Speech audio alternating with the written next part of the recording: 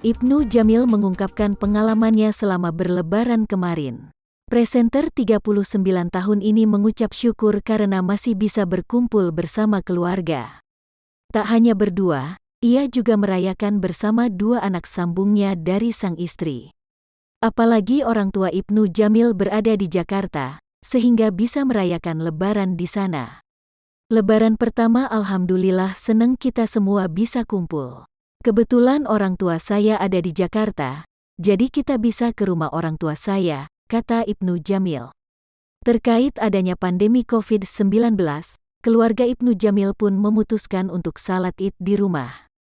Baru setelah itu saling bermaaf-maafan atau sungkeman, baru menikmati hidangan.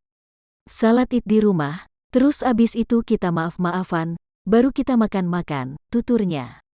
Bahkan di perayaan Lebaran kali ini justru mencetak sejarah baru dalam hidup Ibnu Jamil. Dikarenakan ia didapuk mengimami keluarganya untuk melaksanakan salat Id. Suami Ririn Ekawati itu menjelaskan, lantaran di keluarganya mayoritas adalah perempuan. Jujur ini sejarah dalam hidup gue jadi imam salat Idul Fitri, biasanya kan ke masjid, baru kemarin. Cowoknya cuma saya dan suaminya Dede Rini, jadi yang dipercaya saya, terang Ibnu Jamil.